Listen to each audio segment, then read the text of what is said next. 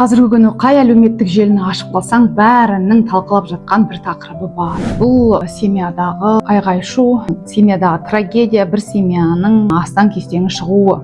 Сол жерде көп кездесетін комментарийлар: ондай болып жатса 14 жыл неге шыдады, ұрып соғып жатса 20 жыл неғып отырды, одан кейін оны неге айтып жатыр, деген сияқты сұрақтар туындайды. Осы сұраққа жауап берейін деген едім. Бірінші кезекте адамның психикасы, темпераменті, бейімделу қабілеті әртүрлі болғандықтан қайғыны, соққыны өмірдегі әртүрлі қабылдайды, әртүрлі кезеңді талап етеді. Бірінші кезекте бұл қабылдаудың 5 кезеңі бар.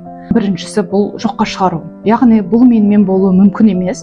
Не болмаса, біреу оған дуа жасаған шығар, оған бір нәрсе болып қалған шығар, біреудің сөзіне еріп кеткен шығар, сондықтан осындай болған шығар, не болмаса бұл өңім бе әлде түсім бе деген сияқты бұл болып жатқан жайттарға сенбеу. Келесі кезең бұл агрессия кезеңі, ашулану, ыза, өзіне деген: мен қай жерден қате жібердім, неге бұнандай болды, бұны осылай істемеу керек еді, бұл осылай бетімен кеткеннен осылай істеді деген сияқты оған деген ыза кек. Одан кейінгі кезең бұл саудаласу.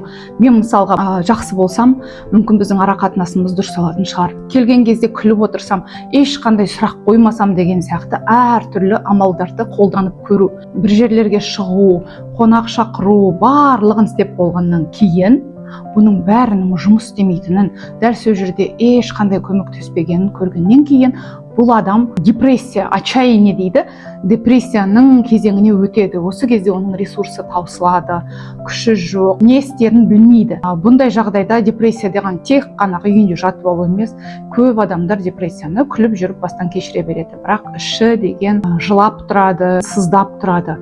Одан кейінгі ғана кезең бұл қабылдау.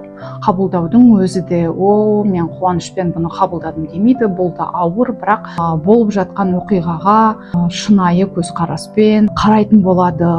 Сондықтан бұндай жағдайда бастан кешіп жатқан осындай ауыртпалық кезінде өзіңіз шыға алмай жатсаңыз, көмекке жүгінген дұрыс. Дос-жарандарыңызға, не болмаса психологтың көмегіне.